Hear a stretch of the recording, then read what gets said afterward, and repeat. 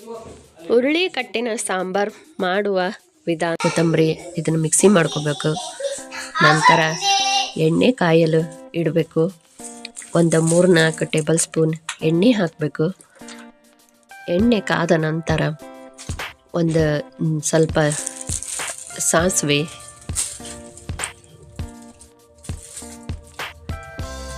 ಜೀರಿಗೆ, ಬೆಳ್ಳುಳ್ಳಿ ಇದನ್ನೆಲ್ಲ ಹಾಕಿದ ನಂತರ ಮಿಕ್ಸಿಗೆ ಹಾಕಿದ ಕೊಬ್ಬರಿ ತುರಿ ಅದನ್ನೆಲ್ಲ ಹಾಕಬೇಕು. ನಂತರ ಸಣ್ಣ ಉರಿಯಲ್ಲಿಟ್ಟು ಹುಣಸೆ ರಸ ಹಾಕಬೇಕು.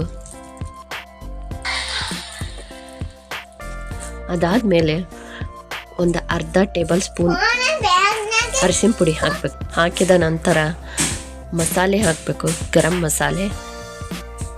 ಅದಾದ ನಂತರ 2 ಟೇಬಲ್ ಸ್ಪೂನು ಖಾರದ ಪುಡಿ ಹಾಕಬೇಕು. ಅದಾದಮೇಲೆ ಸ್ವಲ್ಪ ಕುದಿಯಲು ಬಿಡಬೇಕು.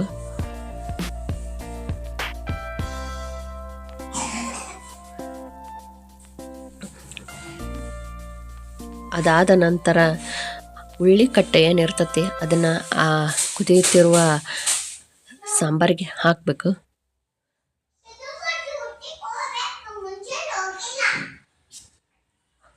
ಅದಾಗಿಂದ ಸ್ವಲ್ಪ ಕುದಿಬೇಕದು. ಕುದ್ದಿಂದ ನಿಮ್ಗೆ ರುಚಿಗೆ ತಕ್ಕಷ್ಟು ಎಷ್ಟು ಬೇಕು ಅಷ್ಟು ಉಪ್ಪು ಸೇರಿಸ್ಬೇಕು. ಆಮೇಲೆ ನಿಮ್ಗೆ ಎಷ್ಟು ಬೇಕು, ಎಷ್ಟು ಪ್ರಮಾಣದಲ್ಲಿ ಸಾಂಬಾರು ಬೇಕೋ ಅಷ್ಟು ನೀರು ಸೇರಿಸ್ಬೇಕು.